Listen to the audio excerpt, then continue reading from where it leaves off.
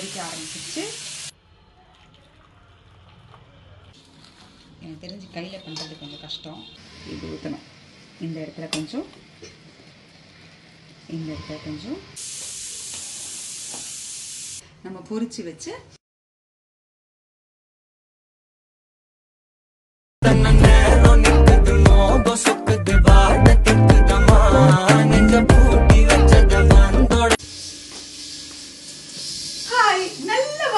சாங்கோட இன்னைக்கு Wednesday vlog நம்ம ஸ்டார்ட் பண்றோம். சோ இந்த வீக் என்ன பண்ண போறோம்னா ரொம்ப சாத்வீகமா நம்ம ஆரம்ப பாடல் மாதிரியே சூப்பரான ஒரு வெஜிடேரியன் பண்ண போறோம். ஏன்னா நம்ம கடந்த சில வாரங்களா நான்வெஜ்ஜே பண்ணிட்டு இருக்கோம். ஸோ இன்னைக்கு ஃபுல் அண்ட் ஃபுல் வெஜ் தான். ஆக்சுவலாக சோயா பிரியாணி பண்ணலான்னு இருக்கேன். ஏன் அது பண்றேன் அப்படின்னா, நான் ஒரு கடையில் எப்பவுமே என்னோட அசிஸ்டன்ட் வாங்கிட்டு வருவாங்க. சூப்பராக இருக்குங்க. அதுவும் காலையில் 7:30 மணிக்கெல்லாம் வாங்கிட்டு வருவாங்க பாருங்க. சாப்பிடுங்கம்மா சாப்பிடுங்கம்மான்னு பாசமாக கொடுப்பாங்க.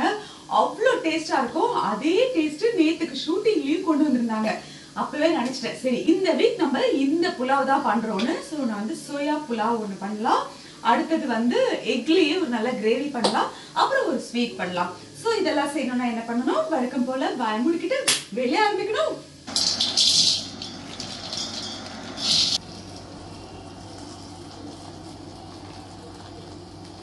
நம்ம இன்னைக்கு சோயா பிரியாணி பண்ண போகிறோம். ஸோ அதுக்கு முதல்ல நான் இந்த சோயாலாம், அதாவது மீல் மேக்கர் இது மாதிரி குட்டி குட்டி எடுத்துக்கோங்க. அது ரொம்ப டேஸ்ட்டாக இருக்கும். இதை நம்ம முதல்ல சுடு தண்ணி போட்டு அட்லீஸ்ட் ஒரு 1/2 hour நல்லா ஊற வைக்கலாம். அப்போ தான் சாஃப்ட் ஆகும். இதை நான் அப்படியே ஊற வைக்கிறேன். இப்போ நெக்ஸ்ட் ஒரு பாத்திரம் வச்சு இந்த மாதிரி ஒரு 2 ஸ்பூன் நெய் போட்டுக்கலாம். அதான் நல்லா டேஸ்ட்டாக இருக்கும்.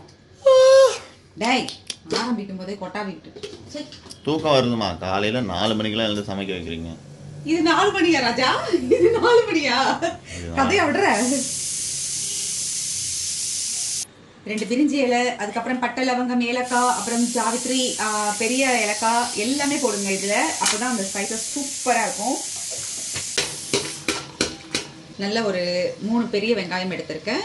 நான் வந்து ஒரு 1 kg ரைஸ் பண்ண போறேன். அதுக்கு தான் இந்த அளவு. இந்த மாதிரி நல்லா இப்படி பிசைஞ்சுக்கோங்க வெங்காயத்தை. நல்லா இருக்கும். மெலிசா கட் பண்ணியிருக்காரு எங்கப்பா. சூப்பரா.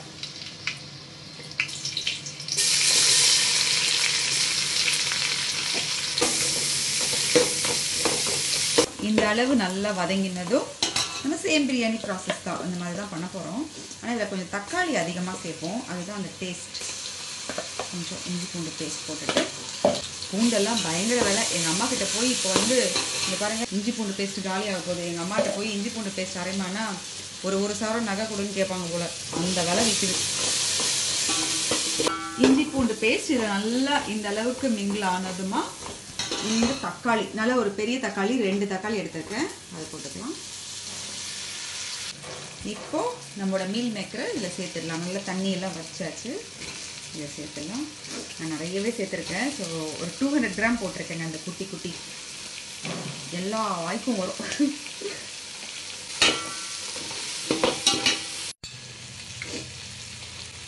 நல்ல ஒரு 1.5 ஸ்பூன் தயிர் போட்டுக்கோங்க. செம்மையாக இருக்கும்.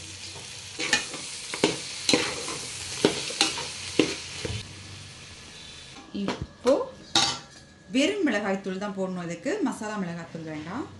வெறும் மிளகாய்த்தூள் காரத்துக்கு ஏற்ற மாதிரி. நான் ரொம்ப காரமாக பண்ண போகிறதில்ல. ஸோ லைட்டாக தான் போட்டிருக்கேன். பச்சை மிளகாய் வேறு இருக்குது. தனியாத்தூள் ஒரு 1/2 ஸ்பூன், கரம் மசாலா போட்டுக்கலாம், மஞ்சள்தூள். இப்போ இது இந்த மசாலாவில் நல்லா ஊறி ஒரு மாதிரி சூப்பராக ஒரு அரோமா வருங்க. அந்த டைமில் நம்ம வந்து தனியாக தண்ணியை இது போல் நல்லா சுட வச்சு இதில் ஊற்றிக்கலாம். அப்போது சீக்கிரமாக ஆகிடும் வேலை. அதுக்கு தான். ஸோ நான் வந்து 4 டம்ளர் எடுத்திருக்கேங்க ரைஸு. அதுக்கு வந்து 8 டம்ளர் தண்ணி. ஏன்னா இந்த மாதிரி பாத்திரத்தில் பண்ணும்போது கரெக்டாக ஈக்குவலாக வச்சாதான் ரைஸும் நல்லாயிருக்கும். இப்போது இந்த தண்ணியில் நல்ல ஒரு கைப்பிடி அளவுக்கு புதினா போட்டுக்கலாம். நீங்கள் வதக்கும் போது கூட போட்டுக்கோங்க. அப்போ தான் போடணும். நான் மறந்துட்டேன், சாரி. உப்பு பார்த்து இந்த டைமில் கொஞ்சம் போல் உப்பு சேர்த்துக்கலாம். இதுக்கு கொஞ்சம் மைல்டான காரம் தான் நான் போட்டிருக்கேன். உங்களுக்கு நிறைய வேணும்னா போட்டுக்கோங்க. பட் இது ரொம்ப நல்லாயிருக்கும். நான் அந்த கடையோட டேஸ்ட்டை கொண்டு வரேன். தட்டு போட்டு மூடி கொதிக்க விடுவோம். கடா நல்லா கொதிக்க ஆரம்பிச்சிச்சு. சிம் பண்ணிவிட்டு நான் வந்து பாஸ்மதி ரைஸ் தான் எடுத்திருக்கேன். இதை ஒரு 10 நிமிஷம் ஊற வச்சுட்டேன். இதை போட்டுக்கலாம்.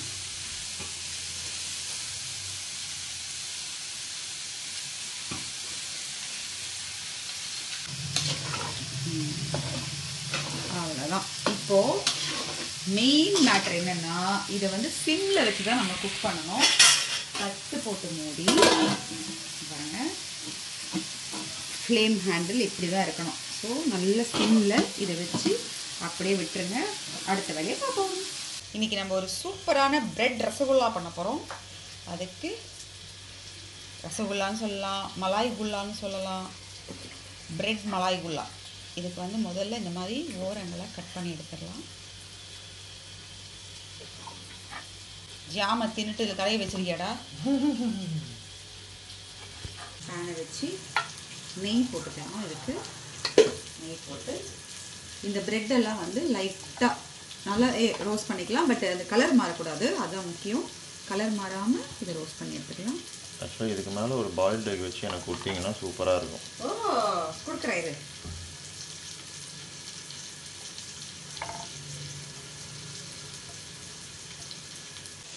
இப்போது இதை எடுத்துடலாம்.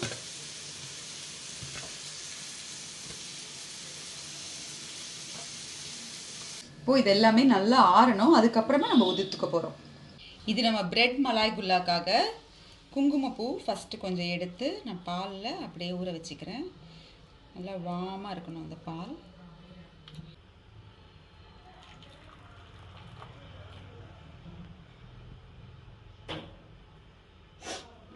இது அப்படியே ஊறட்டும். நம்ம வந்து எடுத்து வச்சோம் இல்லையா, அந்த பிரெட்டெல்லாம் இப்போ உதிர்த்துக்கலாம். எனக்கு தெரிஞ்சு கையில் பண்ணுறது கொஞ்சம் கஷ்டம். ஸோ நான் என்ன பண்ணுறேன்னா மிக்சியில் போட்டுறேன். இப்போது இந்த அளவுக்கு நல்லா இதை பொடியாக்கி போட்டுக்கலாம். பிரெட் கிராம்ஸா? எஸ், கீ பிரெட் கிராம்ஸ். இப்போது இந்த ப்ரெட்டில் நம்ம வந்து கார்ன்ஃப்ளவர் ஒரு 2 ஸ்பூன் போட்டுக்கலாம் இந்த பைண்டிங்காக. இதில் 2 ஸ்பூன் சர்க்கரை இந்த மாதிரி நல்லா பொடி பண்ணி போட்டுக்கலாம். Next butter. இது அப்படியே தண்ணி விடாமல் நல்லா இந்த வெண்ணெயிலையும் சர்க்கரையிலுமே பண்ணிக்கலாம். ஏன்னா நம்ம வந்து பிரெட் அரைக்கும் போதே கொஞ்சம் ஹீட் ஆகிருக்கும் இல்லையா மிக்சியில், அந்த ஹீட்டே போதுமானது. அண்ட் சர்க்கரை சேர்க்கும் போது அது கொஞ்சம் அப்படியே கரைய ஆரம்பிக்கும். அவ்வளோதான். இந்த மாதிரி நல்லா திக்காக பிசைஞ்சிக்கலாம். இப்போது லைட்டாக தண்ணி தெளித்து இதை அப்படியே கெட்டியாக சப்பாத்தி மாவு மாதிரி பிசைஞ்சிக்கலாம். இப்போது இந்த மாதிரி குட்டி குட்டி பால்ஸாக பண்ணிக்கலாம்.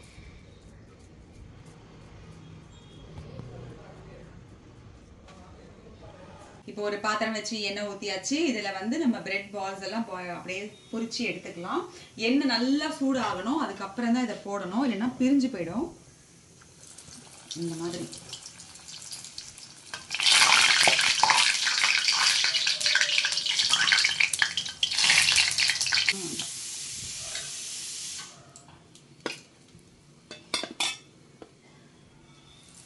ஒன்னொன்னா சுற்றிக்கிட்டு இருந்தால் எந்த காலத்தில் சுடுறது? இல்லை, நிறைய போட்டால் பிரிஞ்சிடும். கம்மன்றே நான் போடவா? வேணாம் வேணாம், அமைதியாக இருந்தால் மட்டும் போதும்.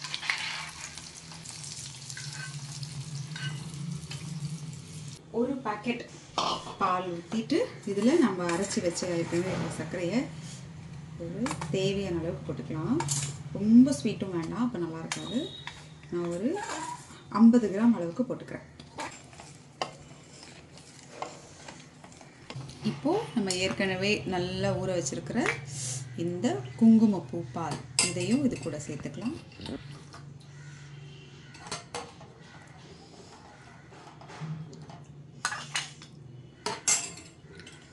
இது நல்ல ஒரு கொதி வரட்டும். இப்போது பால் ஓரளவுக்கு சூடு அடங்கிடுச்சு.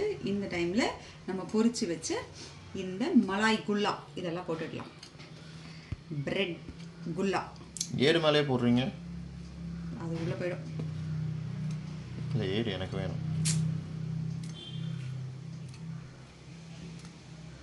இது அப்படியே நல்லா இந்த சூடில் ஊறட்டும். அதுக்கப்புறம் எடுத்து பாலோடு சாப்பிடும்போது எடு எடு எடு செம்ம டேஸ்ட்டாக இருக்கும். அவ்வளோதாங்க.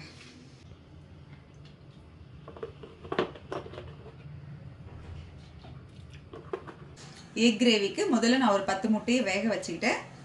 அடுத்தது இந்த மாதிரி பேனை வச்சு கொஞ்சம் ஒரு 2 ஸ்பூன் எண்ணெய் விட்டுக்கலாம். ஒரு வெங்காயம், 2 வெங்காயம் போட்டிருக்கேன். நமக்கு எவ்வளோ கிரேவி வேணுமோ அதுக்கேற்ற மாதிரி வெங்காயம் சேர்த்துக்கலாம். நல்ல ஒரு இன்ச்சு இஞ்சி இந்த மாதிரி கொஞ்சம் கட் பண்ணி போட்டுக்கோங்க. இதில் ஃப்ரெஷ்ஷாக அப்படி அரைச்சி போடும்போது இந்த அரோமா நல்லாயிருக்கும். ஒரு 6 பல் பூண்டு, கூடவே நல்ல ஒரு பெரிய சைஸ் தக்காளி 2 எடுத்திருக்கேன். இதுக்கும் வந்து தக்காளி நிறைய போடும்போது இந்த கிரேவி நல்லா சூப்பராக இருக்கும். இப்போ இது எல்லாத்தையும் வறுத்து அரைக்கணுமா? இது கூட வந்து ஒரு 3 பத்து தேங்காய் சேர்த்துக்கணும். சேர்த்து வதக்கி ஆற வச்சு மிக்ஸி ஜாரில் அரைச்சிக்கணும்.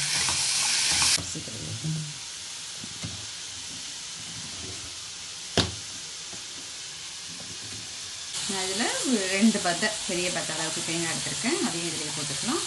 இது கூடவே சேர்த்து வதக்கிக்கலாம். 2 பச்சை மிளகாயும் போட்டுக்கலாம். நல்லா இதை வதக்கி ஆற வச்சு அரைச்சிக்கணும். இது எக் கிரேவிக்காக பண்ணுறோம். எண்ணெய் ஊற்றிட்டு 2 பட்டை, 2 ஏலக்காய், 2 லவங்கம், அவ்வளோதான். இதை போட்டுட்டு இப்போ அரைச்சி வச்சு மசாலா,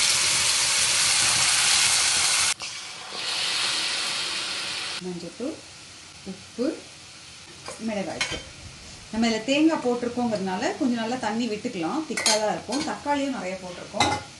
இதில் கொஞ்சம் தண்ணி விட்டு கொதிக்க விடுவோம்.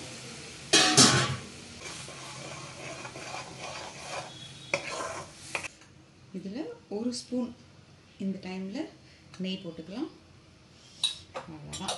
இது கொஞ்சம் கொதிக்கட்டும். அதுக்கப்புறம் நம்ம முட்டையெல்லாம் இதில் போட்டுடலாம். முட்டையெல்லாம் இந்த மாதிரி ஒரு கோடு போட்டு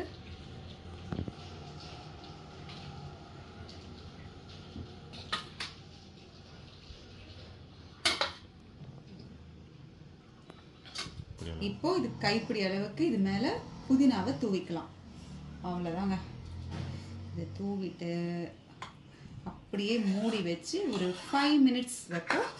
அப்புறம் எடுத்துடலாம்.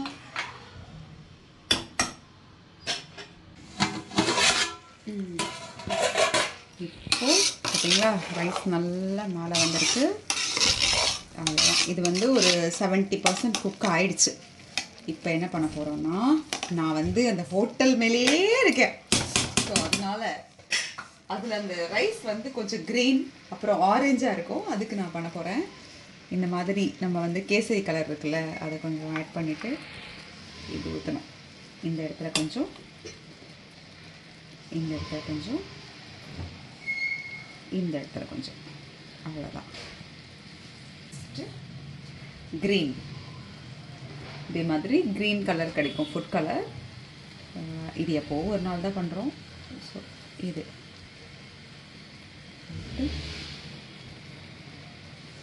கொஞ்சம், அவ்வளோதான். இந்த முஸ்லீம் கடையிலலாம் கலர் கலர் பூந்தி விற்பாங்க.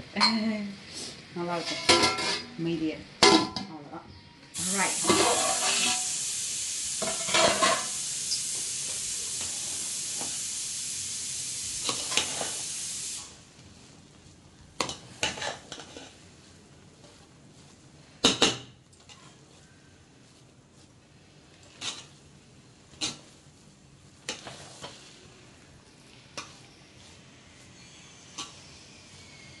ரைஸ் நல்லா சாஃப்டாக வந்துருச்சு.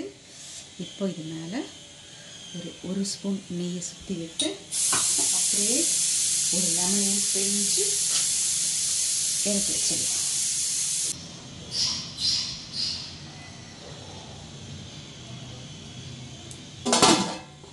இவ்வளோதான், நம்ம எக் கிரேவி ரெடி. இந்த கிரேவி நம்ம இந்த மாதிரி பிரியாணி புலாவுக்கெல்லாம் சாப்பிடலாம். செம்ம டேஸ்ட்டாக இருக்கும். கொஞ்சம் தண்ணியாக இருக்கும், பட் சூப்பராக இருக்கும். பாருங்கள், இந்த கன்சிஸ்டன்சியே வந்து ஒரு மாதிரி நல்லா இருக்கும் பார்க்குறதுக்கு. அவ்வளோதான், இதை இறக்கிடலாம். கடக் கடக் கடக். இன்னுமே அடி அண்ணாக கண்ணாக ஈஸியா முடிஞ்சதுனால நமக்கு பாட்டு நல்லா வைப் ஆகுது. ஸோ இன்னைக்கு நம்ம வெட்னஸ்டே vlogல ரொம்ப சிம்பிளா 3 டிஷ் தான் பண்ணியிருக்கோம். அதுலயும் ஒன்று ஸ்வீட்டு, ஒன்று குழம்பு, ஒன்று தான் மெயின் கோர்ஸ். ஸோ என்னதான் செஞ்சிருக்க பார்க்கலாமா வாங்க. நல்ல ஒரு கலர்ஃபுல்லான soya biryani, egg gravy and bread malai குல்லா.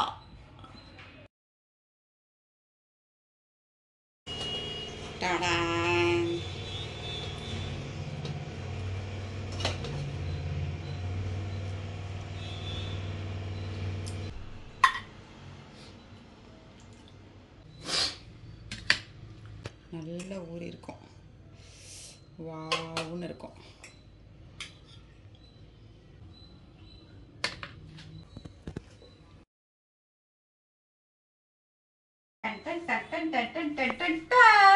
எப்படி சூப்பரா இருக்குல்ல?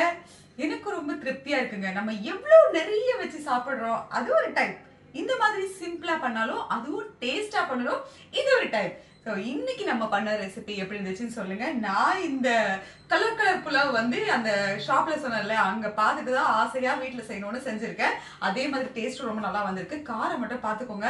நான் ஒரு 3 பச்சை மிளகா, ஒரு 1/2 ஸ்பூன் மிளகாத்தூள் தாங்க போட்டேன். அதுக்கே நல்லா சுருன்னு காரமா இருக்கு. ஏன்னா அது வெறும் வந்து வெஜ்ல பண்ணதுனாலதான். இதே சிக்கனோ மட்டனோ போட்டிருந்தா அந்த காரம் வந்து ஈக்குவலா இருக்கும். ஸோ அதை மட்டும் பார்த்துக்கோங்க. அண்ட் அதே மாதிரி இந்த மசாலா அரைச்ச குழம்பு இதுவுமே சூப்பரா இருக்கு. அண்ட் மலாய் குல்லா சொல்லவே வேணாம், ரொம்ப ரொம்ப சிம்பிள்ங்க. ஈவினிங்ல கூட செஞ்சு கொடுக்கலாம். ஸோ இந்த மாதிரி நல்ல நல்ல ஐட்டம்லாம் நீங்களும் செஞ்சு சாப்பிடுங்க. அப்புறம் நாம செஞ்ச இந்த ரெசிபிஸ் எப்படி இருந்ததுன்னு கமெண்ட்ல வந்து சொல்லுங்க. மீண்டும் இதே மாதிரி ஒரு இன்ட்ரெஸ்டிங்கான இன்ஃபர்மேட்டிவான vlogல உங்க எல்லாரையும் சந்திக்கிறோம். அது வரைக்கும் லக்ஷ்யா ஜங்ஷன் பாருங்க, லைக் பண்ணுங்க, ஷேர் பண்ணுங்க, கமெண்ட் பண்ணுங்க, சப்ஸ்கிரைப் பண்ணுங்க. அப்புறம் நிறைய சாப்பிடுங்க.